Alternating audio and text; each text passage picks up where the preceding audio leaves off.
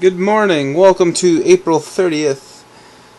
That is a fantastic looking sandwich, I think, actually, yes. How we doing? I'm actually really fucking tired, believe it or not. I am. I gotta say it, straight up, I'm tired. Just got done playing a shitload of that game right there. Orcs Must Die. What is Orcs Must Die, Mr. Frazzleberry? What is the Orcs Must Die? Do you see? The Orcs Must Die is an Xbox Live arcade game. I think it's on PC. But, yeah, Orcs Must Die. What is it? Alright. Well, first let me take a bite of my sandwich, because I'm pretty hungry, actually.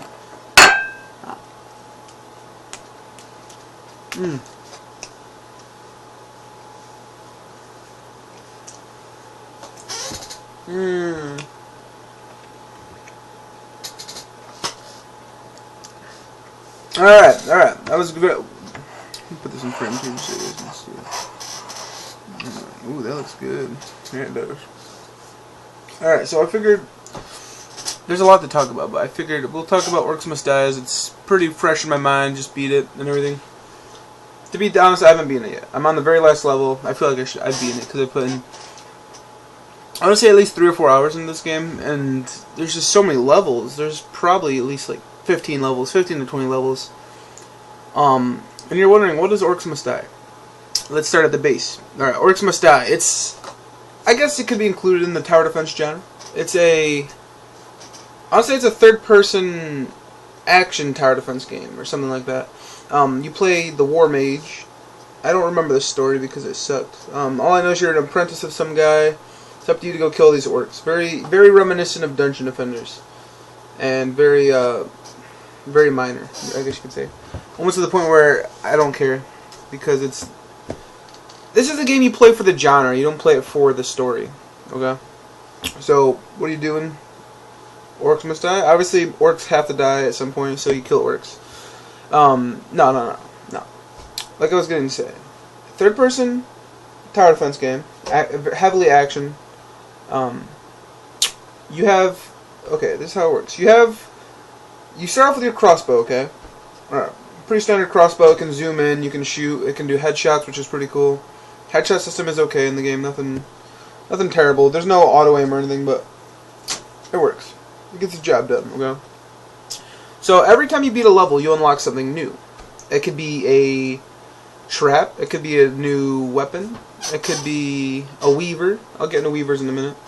But no matter what, you basically, every level you unlock something, which is really cool. And it gets to the point later on where there's so many things that I honestly didn't feel the need to use. Like, for example, you get a trap that shoots a gust of air up from the ground. Like, hey, come here. Come here. What? Hello, this is my kitty. This is Aqua. She's like, what's up? I smell ham. Alright, you get over there.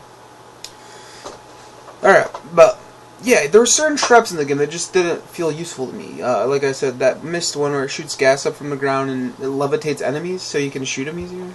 I never used it once. There's a bunch of them. Oof. There's one where if enemies got close to the wall, it would grind them up against it or something.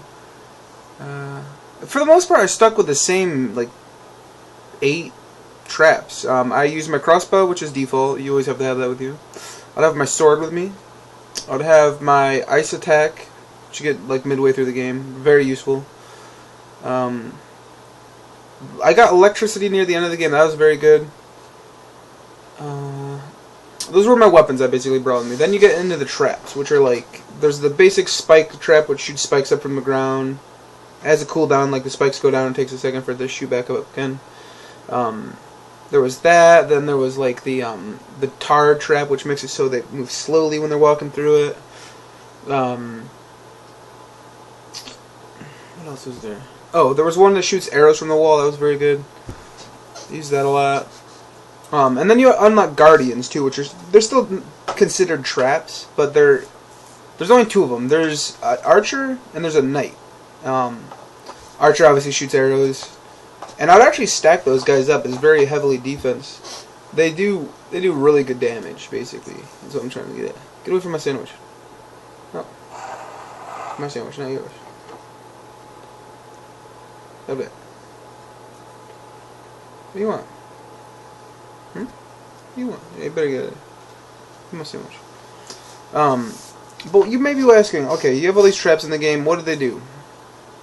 You use them against the Orcs, okay? The Orcs' goal, basically, is to get from this side of the map to wherever your crystal is on the map. Alright, so here's the Orcs, like, okay, let's say your crystal they have to destroy is, like, over here. Okay? The perspective really makes it look weird. Basically, somewhere on the map you're going to have a crystal. And somewhere on the map there's going to be either one area the Orcs will come out, or multiple areas. Or maybe you'll have multiple crystals and they'll be coming out of multiple entrances. It fluctuates differently in every level usually. There's some levels where it's a straight path to your crystal. There's paths where there's a maze. There's maps where there's... it's just like a clusterfuck, dude. There's like... You have like 4 crystals to defend, and then there's like 3 different ways they can come in. And there's flying enemies, and there's normal ground enemies.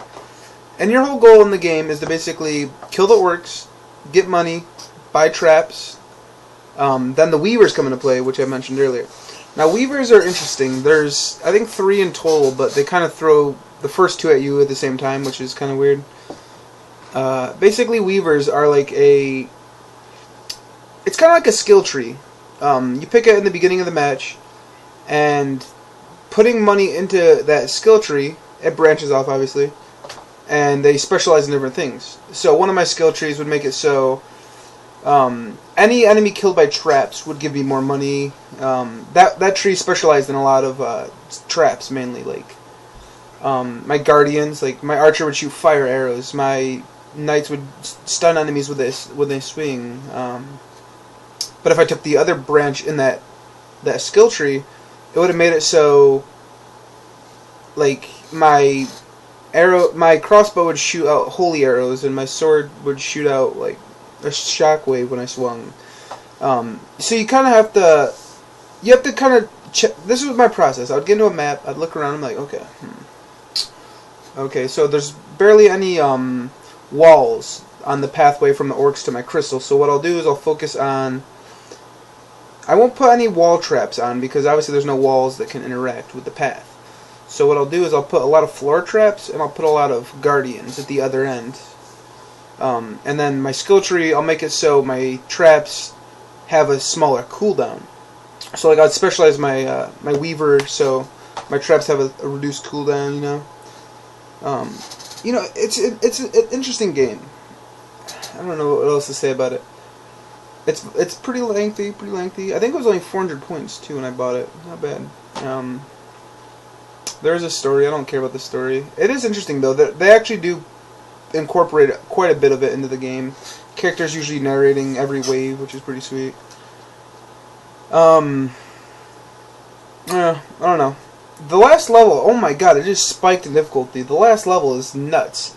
Yo, if you had trouble on that shit, let me know, dude, because I had no problem up until that point, and then I died, like, a lot. So, what does Frazzlog give Orcs Must Die? I'm going to give it a 2 out of 3. I think it's a really solid arcade game. I wouldn't give it a 2.5, but the music isn't memorable.